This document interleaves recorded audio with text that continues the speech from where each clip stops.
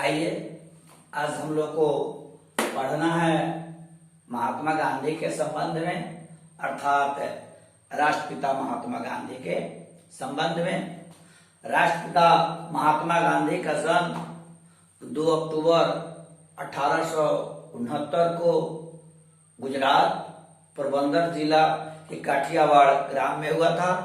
उनके पिता का नाम करमचंद गांधी और माँ का नाम पुतलीबाई था और इनके बचपन का नाम मोहनदास था, अर्थात इनका पूरा नाम मोहनदास करमचंद गांधी था। ये बचपन से ही होनहार के सारे लक्षण इनमें परिलक्षित हो रहे थे। इनके जीवन पर सप्तहरिशर नाटक और श्रवण कुमार नाटक का काफी प्रभाव पड़ा और उस दिन से ही इन्होंने अपने को सत्य से जोड़ने का निर्णय लिया और उन्होंने अंत तक यही किया कि सत्य का मैं दामन न छोड़ूं। और उन्होंने अपना राजनीतिक गुरु गोपाल कृष्ण गोखले को बनाया गुरु। अगर भारत में किसी व्यक्ति के जीवन से संबंधित अगर प्रश्न पूछे जाते हैं तो वह व्यक्ति है राष्ट्रपिता महात्मा गांधी। अतः महात्मा गांधी के बारे में जानना हम सबों के लिए आवश्यक ही नहीं बल्कि परम आवश्यक है। अरे महात्मा गांधी के बारे में तो 2 शब्द भूसकोल भी जानता है, लेकिन अगर आपको खास बनना है, अगर आपको आम नहीं खास बनना है, आपको विशेष बनना है, अच्छे पदों पर जाना है, तो राष्ट्रपिता महात्मा गांधी के बारे में विशेष रूप से जानकारी करनी होगी। क्योंकि भारत में किसी भी व्यक्ति के जीवन से संबंधित प्रश्न पूछे जाते हैं तो सबसे ज्यादा अगर प्रश्न पूछे जाते हैं तो वह है राष्ट्रपिता महात्मा गांधी के जीवन से संबंधित प्रश्न। तो आइए उनके द्वारा जो कुछ आंदोलन चलाए गए हैं उसी को एक एक करके हम आपको बतलाएंगे। आइए अच्छा प्रश्न है कि आपसे प्रश्न पूछेगा कि महात्मा गांधी को फादर ऑफ नेशन किसने कहा था, तो मुझे यह जानकारी रखनी होगी, यह मुझे याद रखना होगा कि सुभाष चंद्र बोस ने महात्मा गांधी को फादर ऑफ नेशन कहा था और उन्होंने सिंगापुर से 4 जून को उन्होंने घोषणा की थी। महात्मा गांधी को फादर ऑफ नेशन कहा था और उसके बाद 4 जून 1944 के बाद 6 जुलाई 1944 को सिंगापुर के आकाशवाणी से उन्होंने महात्मा गांधी को फादर ऑफ नेशन कहा था। अगर आपसे पूछे कि महात्मा गांधी को महात्मा की उपाधि किसने दी, तो महात्मा गांधी को महात्मा की उपाधि रविंद्रनाथ टैगोर ने दी। अब कब दी? 1915 में दी। तो आइए उनके जीवन से संबंधित कुछ आंदोलन है जो हमारी आजादी से संबंधित है, तो मैं एक एक करके उस पर हम लोग ध्यान देंगे। पहला है चंपारण आंदोलन। हमने यहाँ थोड़ा सा लिख दिया है 1917 ईस्वी में राजकुमार शुक्ला। तो महात्मा गांधी दक्षिणी अफ्रीका से लौटे थे और भारत में आंदोलन की कहीं कहीं चर्चा सुन रहे थे। वो हालांकि उन आंदोलन से उनका काफी नाता रहा था। दक्षिणी अफ्रीका में जो भारत के लोग थे उसके साथ काफी रंग के आधार पर काफी उन्हें सताया जाता था। अतः राष्ट्रपिता महात्मा गांधी ने दक्षिणी अफ्रीका में लगभग 21 रह करके रंग भेद जो था दक्षिणी अफ्रीका का था, भारतीयों के साथ रंग के आधार पर भेद जो करता था, गोरे और काले के आधार पर जो भेद करता था, लगभग महात्मा गांधी ने 21-22 वर्ष रह करके इसकी लड़ाई लड़ी। और अब जब भारत में आए तो सबसे पहले उनका आंदोलन चला चंपारण आंदोलन। उस समय चंपारण का बंटवारा नहीं हुआ था। चंपारण उस समय राजकुमार शुक्ला एक किसान थे। यहाँ नील की खेती होती थी और यहाँ के किसानों से जबरदस्ती कराया जाता था, बलात् कराया जाता था। और सबसे बड़ा नील की खेती करने से हानि यह थी कि जिस खेत में नील की खेती की जाती थी उस खेत की उर्वरा शक्ति क्षीण हो जाती थी। अतः कोई भी किसान नील खेती करना नहीं चाहता था और नील की खेती नहीं करने पर किसानों को कड़ी से कड़ी सजा भुगतनी पड़ती थी और कोड़े की मार भी खानी पड़ती थी। अतः राजकुमार शुक्ला ने चंपारण के किसानों की दशा को देखकर काफी दुखी हुए और उनके साथ भी एक घटना घटी थी। अतः राजकुमार शुक्ला महात्मा गांधी के पास जाने का काम किया और यहाँ चंपारण की जनता के साथ अंग्रेजों के द्वारा किए जा रहे अत्याचारों की चर्चा की। और जब महात्मा गांधी यहाँ आए तो आंदोलन हुआ और उसके बाद से अंग्रेजों के द्वारा जो सितम ढाया जा रहा था, जुल्म किए जा रहे थे, उसमें कमी है। तो आपसे पूछेगा कि चंपारण आंदोलन कब हुआ, तो लिखेंगे 1917 ईस्वी में राष्ट्रपिता महात्मा गांधी प्रथम बार आए। किसके कहने पर आए? राजकुमार शुक्ला के कहने पर आए। और उस समय क्या अत्याचार था? तो यहाँ के लोगों से नील की खेती जबरदस्ती कराई जाती थी और 3 कठिया नियम भी था जो यहाँ के किसानों के लिए काफी ही हानिकारक था। अतः महात्मा गांधी का पहला आंदोलन कहां से शुरू हुआ? चंपारण की धरती से हुआ। इसीलिए आजकल भी इस चंपारण को राष्ट्रपिता महात्मा गांधी की कर्मभूमि माना जाता है। पूरे भारत में राष्ट्रपिता अगर पूछा जाए कहीं आपसे कि राष्ट्रपिता महात्मा की कर्मभूमि कौन है, तो सभी लोग यही कहते हैं। इतिहास भी गवाह है कि राष्ट्रपिता महात्मा गांधी की कर्मभूमि चंपारण है।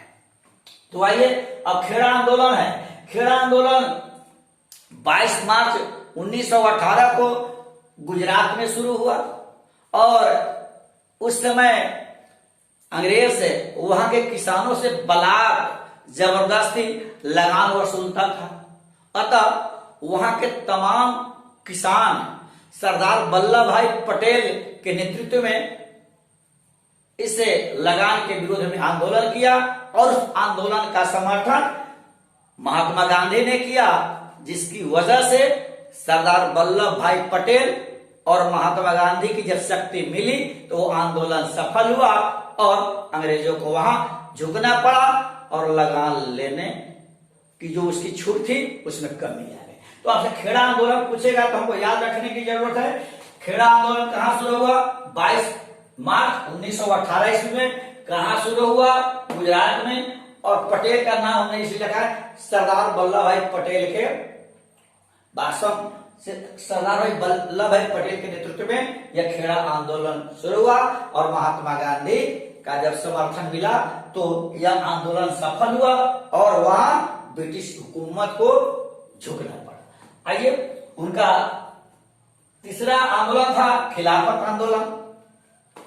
उस समय एक तुर्की का जो मुस्लिम शासक था, जो प्रधान था, वह मुसलमानों का धर्म गुरु माना जाता था और तुर्की के जो खलीफा था उसकी मान्यता इंग्लैंड ने समाप्त कर दिया था। अतः यहाँ के मुसलमान इंग्लैंड के विरोध में थे और महात्मा गांधी ने यहाँ के मुसलमानों को खुश करने के लिए या यूं कहा जाए कि आंदोलन को धारदार बनाने के लिए, आजादी की लड़ाई को गति देने के लिए महात्मा गांधी ने खिलाफत आंदोलन का समर्थन किया, जिसकी वजह से अंग्रेजों का विरोध ज्यादा होने लगा। अंग्रेजों के विरोध में हिंदू और मुस्लिम सभी एक हो गए। तो आपसे पूछेगा कि खिलाफत आंदोलन का कारण क्या था? तुर्की के बारे में हमने संक्षेप में लिख दिया है। जब 1919 से 1922 तक चला और तुर्की का जो शासक था वह मुसलमानों का धर्म गुरु था और उसको इंग्लैंड मानने से मना कर दिया था, उसे खलीफा के पद को समाप्त कर दिया था। इसलिए पूरे विश्व के मुसलमान और साथ साथ भारत के मुसलमान भी इसके विरोध में थे। किसके विरोध में थे? अंग्रेजों के विरोध में थे। चौथा है असहयोग आंदोलन। असहयोग आंदोलन की शुरुआत 1 अगस्त 1920 को हुआ। आंदोलन का समय निर्धारित कर दिया गया था। दुख की बात है, उस दिन भारत का वीर सपूत लाडला कहा जाए बाल गंगाधर तिलक की उसी दिन मृत्यु हो गई। आपको इसके साथ हमको इसमें दो प्रश्न आता है कि असहयोग आंदोलन की शुरुआत कब हुई? 1 अगस्त 1920 को। अगर पूछे कि बाल गंगाधर तिलक की मृत्यु कब हुई, तो इस प्रश्न से हमको यह भी मिल जाएगा कि उनकी मृत्यु 1 अगस्त 1920 को हुई। कब हुई? 1 अगस्त 1920 को। किनकी मृत्यु हुई? तिलक की मृत्यु हुई, लेकिन उसी दिन असहयोग आंदोलन की शुरुआत हुई। असहयोग आंदोलन का अर्थ होता है, अभिप्राय है, अब तक तो भारत के लोग अंग्रेजों का समर्थन कर ही रहे थे, लेकिन 13 अप्रैल 1919 को जालियांवाला बाग हत्याकांड ने तमाम भारतीयों को झकझोर दिया, तमाम भारतीयों के हृदय को चिथड़ा चिथड़ा कर दिया। अतः सभी भारत के लोग अब अंग्रेजी हुकूमत के विरोध में आ गए और 1 अगस्त 1920 को असहयोग आंदोलन की शुरुआत की गई। पूरे भारत में विरोध हो रहा था, सरकारी संस्थाओं का विरोध होता, कॉलेजों का विरोध हो रहा था और बहुत लोग सरकारी नौकरी को छोड़कर भी आजादी के दीवाने बन करके आंदोलन को गति दे रहे थे। इसी बीच पूरे भारत में तो हो रहा था, इसी बीच में यूपी में एक जगह है गोरखपुर, वहां एक चौरी चौरा थाना है। वहां 4 फरवरी 1922 ईस्वी को जब कुछ थानेदारों ने आंदोलनकारियों के साथ कुछ अन्याय किया, 1-2 गोलियां चलाने का काम किया, 1-2 लोग मरे, तो आंदोलनकारी उतावले हो गए, आक्रामक हो गए और चौरी चौरा थाने में आग लगा दी, जिसमें 22 लोग झुलस कर मर गए। इससे महात्मा गांधी को काफी तकलीफ हुई और उन्होंने असहयोग आंदोलन को बंद करने का काम किया। और आपसे पूछेगा कि चौरी चौरा कांड कब हुआ, तो मुझे याद रखने की जरूरत है 4 फरवरी 1922 ईस्वी को। ठीक है, आगे है सविनय अवज्ञा आंदोलन। सविनय अवज्ञा आंदोलन हमारा 1930 से शुरू होता है, लेकिन सविनय अवज्ञा आंदोलन का भी अर्थ यही होता है कि विनम्रता पूर्वक मेरा विरोध करना। उनकी अवज्ञा में उसकी बातों को मानना नहीं है, उसकी बातों का मुझे विरोध करना है। सविनय अवज्ञा आंदोलन चला और विरोध करना था। इसी बीच में सविनय अवज्ञा आंदोलन के अंतर्गत सबसे मुख्य चैप्टर है, मुख्य प्रश्न है दांडी यात्रा। क्या है? दांडी यात्रा। दांडी यात्रा की शुरुआत 78 लोगों ने किया और कहां से किया? साबरमती आश्रम से समुद्र किनारे जाने का काम किया। शुरू में 78 लोग थे, लेकिन रास्ते में बहुत बड़ा काफिला हो गया और साबरमती आश्रम से समुद्र की दूरी 385 किलोमीटर थी और चलने कितने लोग साथ चलने का काम किया था? शुरू में 78 लोग, लेकिन जाते हुए रात में बहुत बड़ा कारवा बन गया। समुद्र के किनारे जाकर के उन्होंने नमक बनाया और सरकार के नमक कानून को तोड़ने का काम किया, क्योंकि उस समय सभी नमक पर ज्यादा टैक्स था और नमक हर आदमी के लिए जरूरी था। अतः महात्मा गांधी के नेतृत्व में वह जो साबरमती आश्रम से जो चला, उस यात्रा को हम लोग दांडी यात्रा के नाम से जानते हैं। यह दांडी यात्रा की अवधि आपसे पूछे तो आपको यह बताने की जरूरत है, याद रखने की जरूरत है कि 12 मार्च से लेकर के 6 अप्रैल तक चला। तो आपको यह याद रखने की जरूरत है। वह नमक बनाया और उसके बाद नमक कानून को तोड़ने का काम किया। जब नमक कानून को बना करके नमक कानून को तोड़ा गया, तो उस समय भारत के कुछ बड़े बड़े नेता लोग कैद कर लिए गए, अंग्रेजों के द्वारा कैद कर लिए गए, जिसमें पंडित जवाहरलाल नेहरू भी थे, श्री राजगोपालाचारी भी थे। जब इन दोनों को कैद कर लिया गया तो गांधी और इरविन के बीच एक समझौता हुआ। गांधी और इरविन के बीच समझौता हुआ, जिसे हम गांधी इरविन समझौता के नाम से जानते हैं। इस समझौता के तहत जो भारत के जो नेता बंदी बनाए गए थे, सी राजगोपालाचारी, पंडित जवाहरलाल नेहरू, इन लोगों को जेल से मुक्त कर दिया गया। आपका है उनका छठा आंदोलन था भारत छोड़ो आंदोलन। भारत छोड़ो आंदोलन की शुरुआत 9 अगस्त 1942 को हुई। इसके संबंध में यह कहा जाता है कि 9 अगस्त 1942 को जब सूरज की प्रथम किरण भी धरती को नहीं चूम पाई थी, सूरज किरण धरती को भी नहीं चूम पाई थी, कि देश के बड़े बड़े नेता कैद कर लिए गए।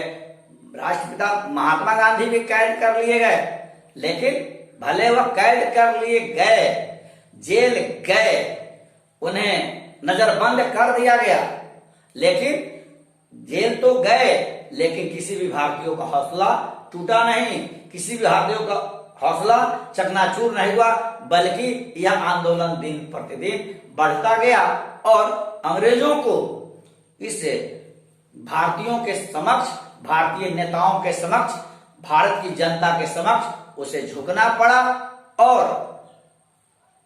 15 अगस्त 1947 को आजाद करना पड़ा। और लेकिन आजादी के बाद सभी देश में चुनाव हुआ, चुनाव अस्थायी सरकार बनी, अस्थायी सरकार बनी, पंडित जवाहरलाल नेहरू प्रधानमंत्री बने, डॉक्टर राजेंद्र प्रसाद राष्ट्रपति बने, और कुछ दिनों के बाद अर्थात 30 जनवरी 1948 को नाथूराम गोडसे ने इनकी हत्या कर दी। अगर आपसे पूछा जाए कि शहीद दिवस कब मनाया जाता है, तो शहीद दिवस कब होता है, तो मुझे याद रखने की जरूरत है। 30 जनवरी 1948 को नाथूराम गोडसे ने बिरला भवन जाते वक्त इनकी हत्या कर दी थी, इसीलिए 30 जनवरी को हम लोग शहीद दिवस के नाम से जानते हैं। जय हिंद, जय भारत।